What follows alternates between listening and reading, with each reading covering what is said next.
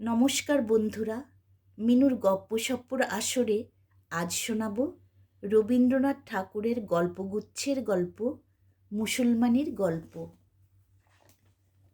তখন অরাজকতার চরগুলো কণ্টকিত করে রেখেছিল রাষ্ট্রশাসন। অপ্রত্যাশিত অত্যাচারের অভিঘাতে দোলায়িত হতো দিনরাত্রি। দুঃস্বপ্নের জাল জড়িয়েছিল জীবনযাত্রার সমস্ত ক্রিয়াকর্মে। গৃহস্থ কেবলই দেবতার মুখ তাকিয়ে থাকত। অপদেবতার কাল্পনিক আশঙ্কায় মানুষের মন থাকত আতঙ্কিত। মানুষ হোক আর দেবতাই হোক, কাউকে বিশ্বাস করা কঠিন ছিল। কেবলই চোখের জলের দোহাই পারতে হতো। শুভকর্ম ও অশুভ কর্মের পরিণামের সীমারেখা ছিল ক্ষীণ। চলতে চলতে পদে পদে মানুষ হোঁচট খেয়ে খেয়ে পড়ত দুর্গতির মধ্যে। এমন অবস্থায় বাড়িতে রূপসী কন্যার অভ্যাগম ছিল যেন ভাগ্যবিধাতার অভিসম্পাত। এমন মেয়ে ঘরে এলে পরিজনরা সবাই বলতো, পোড়ার মুখে বিদায় হলেই বাঁচি। সেই রকমেরই একটা আপদ এসে জুটেছিল 3 মহলার তালুকদার বংশীবদনের ঘরে।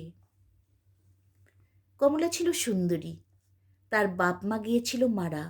সেই সঙ্গে সেও বিদায় নিলেই পরিবার নিশ্চিন্ত হতো, কিন্তু তা হলো না। তার কাকা বংশী অত্যন্ত স্নেহে, অত্যন্ত সতর্কভাবে এতকাল তাকে পালন করে এসেছে। তার কাকি কিন্তু প্রতিবেশিনীদের কাছে প্রায়ই বলতো, দেখ তো ভাই, মা বাপ ওকে রেখে গেল কেবল আমাদের মাথায় সর্বনাশ চাপিয়ে। কোন সময় কি হয় বলা যায় না। আমার এই ছেলেপিলের ঘর, তারই মাঝখানে ও যেন সর্বনাশের মশাল জ্বালিয়ে রেখেছে।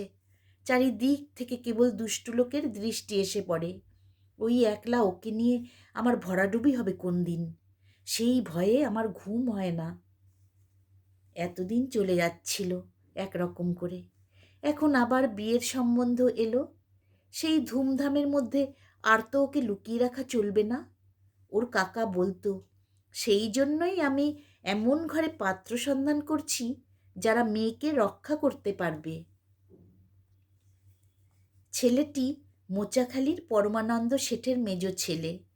অনেক টাকার তবিল চেপে বসে আছে। বাপ মলেই তার চিহ্ন পাওয়া যাবে না। ছেলেটি ছিল বেজায় শৌখিন।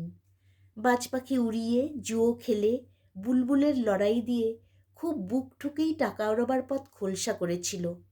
নিজের সম্পদের গর্ব ছিল তার খুব। অনেক ছিল মাল। মোটা মোটা ভোজপুরি পালোয়ান ছিল, সব বিখ্যাত লাঠিয়াল। সে বলে বেড়াতো সমস্ত তল্লাটে, কোন ভগ্নিপতির পুত্র আছে যে ওর গায়ে হাত দিতে পারে। মেয়েদের সম্বন্ধে সে ছেলেটি বেশ একটু শৌখিন ছিল। তার এক স্ত্রী আছে, আরেকটি নবীন বয়সের সন্ধানে সে ফিরছে। কমলার রূপের কথা তার কানে উঠল। শেঠবংশ খুব ধনী, খুব প্রবল। ওকে ঘরে নেবে, এই হলো তাদের পণ। কমলা কেঁদে বলে, কাকামুনি, কোথায় আমাকে ভাসিয়ে দিচ্ছ? তোমাকে রক্ষা করবার শক্তি থাকলে চিরদিন তোমাকে বুকে করে রাখতুম, জানো তো মা। বিবাহের সম্বন্ধ যখন হলো, তখন ছেলেটি খুব বুক ফুলিয়ে এলো আসরে। বাজনা বাদ্যি সমারোহের অন্ত ছিল না। কাকা হাত জোর করে বললে, বাবাজি, এত ধুমধাম করা ভালো হচ্ছে না, সময় খুব খারাপ। শুনে সে আবার ভগ্নিপতির পুত্রদের আস্পর্ধা করে বললে, দেখা যাবে কেমন সে কাছে ঘেঁষে। কাকা বললে, বিবাহ অনুষ্ঠান পর্যন্ত মেয়ের দায় আমাদের, তারপর মেয়ে এখন তোমার। তুমি ওকে নিরাপদে বাড়ি পৌঁছবার দায় নাও। আমরা এ দায় নেবার যোগ্য নই, আমরা দুর্বল। ও বুক ফুলিয়ে বললে, কোনো ভয় নাই। ভোজপুরি দারোয়ানরা গোপ চারা দিয়ে দাঁড়ালে সব লাঠি হাতে। কন্যা নিয়ে চললেন বর সেই বিখ্যাত মাঠের মধ্যে, তালতরির মাঠ। মধুমোল্লার ছিল ডাকাতের সর্দার। সে তার দলবল নিয়ে রাত্রি যখন 2 প্রহর হবে, মশাল জ্বালিয়ে হাঁক দিয়ে এসে পড়ল। তখন ভোজপুরীদের বড় কেউ বাকি রইল না। মধুমোল্লার ছিল বিখ্যাত ডাকাত, তার হাতে পড়লে পরিত্রাণ নেই। কমলা ভয়ে চতুর্দলা ছেড়ে ঝোপের মধ্যে লুকোতে যাচ্ছিল। এমন সময় পিছনে এসে দাঁড়ালো বৃদ্ধ হাবির খাঁ। তাকে সবাই পয়গম্বরের মতোই ভক্তি করত। হাবির সোজা দাঁড়িয়ে বললে, বাবা সকল, তফাৎ যাও, আমি হাবির খাঁ। ডাকাতরা বললে, খাঁ সাহেব, আপনাকে তো কিছু বলতে পারবো না, কিন্তু আমাদের ব্যবসা মাটি করলেন কেন? যাই হোক, তাদের ভঙ্গ দিতেই হলো। হাবির এসে কমলাকে বললে, তুমি আমার কন্যা, তোমার কোনো ভয় নেই, এখন এই বিপদের জায়গা থেকে চলো আমার ঘরে। কমলা অত্যন্ত সংকুচিত হয়ে উঠল। হাবির বললে, বুঝেছি, তুমি হিন্দু ব্রাহ্মণের মেয়ে, মুসলমানের ঘরে যেতে সংকোচ হচ্ছে। কিন্তু একটা কথা মনে রেখো, যারা যথার্থ মুসলমান তারা ধর্মনিষ্ঠ ব্রাহ্মণকেও সম্মান করে। আমার ঘরে তুমি হিন্দু বাড়ির মেয়ের মতোই থাকবে। আমার নাম হাবির খাঁ, আমার বাড়ি খুব নিকটে, তুমি চলো, তোমাকে আমি খুব নিরাপদে রেখে দেব। কমলা ব্রাহ্মণের মেয়ে, সংকোচ কিছুতেই যেতে চায় না। সেই দেখে হাবির বলল, দেখো, আমি বেঁচে থাকতে এই তল্লাটে কেউ নেই যে তোমার ধর্মে হাত দিতে পারে। তুমি এসো আমার সঙ্গে, ভয় করো না। হাবির কমলাকে নিয়ে গেল তার বাড়িতে। আশ্চর্য এই, মুসলমান বাড়ির ৮ মহলা বাড়ির ১ মহলে আছে শিবের মন্দির আর হিন্দুয়ানের সমস্ত ব্যবস্থা। একটি বৃদ্ধ হিন্দু ব্রাহ্মণ এলো। সে বললে, মা, হিন্দু ঘরের মতো এই জায়গা তুমি জেনো, এখানে তোমার জাত রক্ষা হবে। কমলা কেঁদে বললে, দয়া করে কাকাকে খবর দাও, তিনি নিয়ে যাবেন। হাবির বললে, বাছা, ভুল করছো, আজ তোমার বাড়িতে কেউ তোমাকে ফিরে নেবে না, তোমাকে পথের মধ্যে ফেলে দিয়ে যাবে। না হয় একবার পরীক্ষা করে দেখো। হাবির খাঁ কমলাকে তার কাকার খিড়কির দরজা পর্যন্ত পৌঁছে দিয়ে বললে, আমি এখানেই অপেক্ষা করে রইলুম। বাড়ির ভিতর গিয়ে কাকার গলা জড়িয়ে ধরে কমলা বললে, কাকামণি, আমাকে তুমি ত্যাগ করো না। কাকার ২ চোখ দিয়ে জল পড়তে লাগলো। কাকি এসে দেখে বলে উঠল, দূর করে দাও, দূর করে দাও অলক্ষীকে, সর্বনাশিনী, বেজাতের ঘর থেকে ফিরে এসেছিস, তোর লজ্জা নেই? কাকা বললে, উপায় নেই মা, আমাদের যে হিন্দুর ঘর, এখানে তোমাকে কেউ ফিরে নেবে না, মাঝের থেকে আমাদেরও জাত যাবে। মাথা হেঁট করে রইল কমলা কিছুক্ষণ।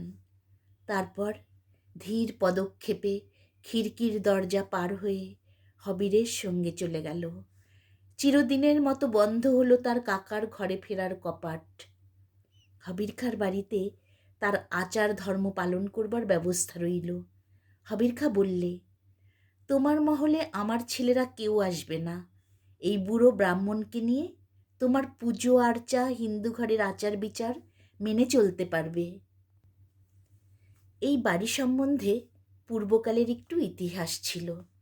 এই মহলকে লোকে বলতো রাজপুতানির মহল। পূর্বকালের নবাব এনেছিলেন রাজপুতের মেয়েকে, কিন্তু তাকে তার জাত বাঁচিয়ে আলাদা করে রেখেছিলেন। সে শিব পূজা করত, মাঝে মাঝে তীর্থ ভ্রমণেও যেত। তখনকার অভিজাত বংশীয় মুসলমানেরা ধর্মনিষ্ঠ হিন্দুকে শ্রদ্ধা করত। সেই রাজপুতানি এই মহলে থেকে যত হিন্দু বেগমদের আশ্রয় দিত। তাদের আচার বিচার থাকত অক্ষুণ্ণ। শোনা যায় এই হাবির খাঁ সেই রাজপুতানির পুত্র। যদিও সে মায়ের ধর্ম নেয়নি, কিন্তু সে মাকে পূজা করত অন্তরে। সে মা তো এখন আর নেই, কিন্তু তার স্মৃতি রক্ষাকল্পে এই রকম সমাজ বিতাড়িত, অত্যাচারিত হিন্দু মেয়েদের বিশেষভাবে আশ্রয় দান করার ব্রত তিনি নিয়েছিলেন। কমলা তাদের কাছে যা পেল তা সে নিজের বাড়িতে কোনো দিন পেত না। সেখানেই কাকি তাকে দূরছাই করত। কেবলই শুনত সে অলক্ষী, সে সর্বনাশী, সঙ্গে এনেছে সে দুর্ভাগ্য, সে মলেই বংশ উদ্ধার পায়। তার কাকা তাকে লুকিয়ে মাঝে মাঝে কাপড় চোপড় কিছু দিতেন, কিন্তু কাকির ভয়ে সেটা গোপন করতে হতো। রাজপুতানির মহলে এসে সে যেন মহিষীর পদ পেলে। এখানে তার আদরের অন্ত ছিল না। চারিদিকে তার দাসদাসী, সবই হিন্দু ঘরের ছিল। অবশেষে যৌবনের আবেগ এসে পৌঁছল তার দেহে। বাড়ির একটি ছেলে লুকিয়ে লুকিয়ে আনাগোনা শুরু করলো কমলার মহলে। তার সঙ্গে সে মনে মনে বাধা পড়ে গেল। তখন সে হাবির খাঁকে একদিন বললে, বাবা, আমার ধর্ম নেই। আমি যাকে ভালোবাসি সেই ভাগ্যবানই আমার ধর্ম। যে ধর্ম চিরদিন আমাকে জীবনের সব ভালোবাসা থেকে বঞ্চিত করেছে, অবজ্ঞার আস্তাকুড়ের পাশে আমাকে ফেলে রেখে দিয়েছে, সে ধর্মের মধ্যে আমি তো দেবতার প্রসন্নতা কোনো দিন দেখতে পেলুম না। সেখানকার দেবতা আমাকে প্রতিদিন অপমানিত করেছে, সে কথা আজও আমি ভুলতে পারিনি। আমি প্রথম ভালোবাসা পেলুম বাপজান তোমার ঘরে। জানতে পারলুম হতভাগিনী মেয়েরও জীবনের মূল্য আছে। যে দেবতা আমাকে আশ্রয় দিয়েছেন সেই ভালোবাসার সম্মানের মধ্যে তাকেই আমি পুজো করি। তিনিই আমার দেবতা। তিনি হিন্দুও নন, মুসলমানও নন। তোমার মেজ ছেলে করিম, তাকে আমি মনের মধ্যে গ্রহণ করেছি। আমার ধর্মকর্ম ওরই সঙ্গে বাধা পড়েছে। তুমি মুসলমান করে নাও আমাকে, তাতে আমার আপত্তি হবে না। আমার না হয় দুই ধর্মই থাকলো। এমনি করে চলল ওদের জীবনযাত্রা। ওদের পূর্বতন পরিজনদের সঙ্গে আর দেখা সাক্ষাতের কোনো সম্ভাবনা রইল না। এদিকে হাবির খাঁ কমলা যে ওদের পরিবারের কেউ নয় সে কথা ভুলিয়ে দেবার চেষ্টা করলে। ওর নাম হলো মেহেরজান। ইতিমধ্যে ওর কাকার দ্বিতীয় মেয়ের বিবাহের সময় এলো। তার বন্দোবস্তও হলো পূর্বেরই মতো। আবার এলো সেই বিপদ। পথের মধ্যে হুঙ্কার দিয়ে এসে পড়ল সেই ডাকাতের দল। শিকার থেকে একবার তারা বঞ্চিত হয়েছিল, সে দুঃখ তাদের ছিল। এবার তার শোধ নিতে চায়। কিন্তু তারই পিছন পিছন আরেক হুঙ্কার এলো, খবরদার! ওই রে, হাবির খাঁর চেলারা এসে সব নষ্ট করে দিলে। কন্যাপক্ষরা যখন কন্যাকে পালকির মধ্যে ফেলে রেখে যে যেখানে পেল দৌড় মারতে চায়, তখন তাদের মাঝখানে দেখা দিল হাবির খাঁয়ের অর্ধচন্দ্র আঁকা পতাকা বাঁধা বর্ষার ফলক। সেই বর্ষা নিয়ে দাঁড়িয়েছে নির্ভয়ে একটি রমণী। সরলাকে তিনি বললেন, বোন, তোর ভয় নেই। তোর জন্য আমি তার আশ্রয় নিয়ে এসেছি, যিনি সকলের আশ্রয় দেন, যিনি কারো জাত বিচার করেন না। কাকা, প্রণাম তোমাকে, ভয় নেই, তোমার পা ছোঁব না। এখন একে তোমার ঘরে নিয়ে যাও, একে কিছুতে অস্পৃশ্য করেনি। কাকিকে বলো, অনেক দিন তার অনিচ্ছুক অন্নবস্ত্রে মানুষ হয়েছি, সে ঋণ যে আমি এমন করে আজ শুধতে পারবো তা ভাবিনি। ওর জন্য একটা রাঙ্গা চেলি এনেছি, সে এই নাও, আরেকটি কিংখাবের আসন। আমার বোন যদি কখনো দুঃখে পড়ে তবে মনে থাকে যেন তার মুসলমান দিদি আছে তাকে রক্ষা করবার জন্যে। বন্ধুরা, মিনুর গপ্পসপ্পর আসরে শুনছিলে রবীন্দ্রনাথের মুসলমানির গল্প। গল্পটি যদি ভালো লাগে তাহলে অবশ্যই অন্যদের শেয়ার করবে। ভালো থাকবে। বাই।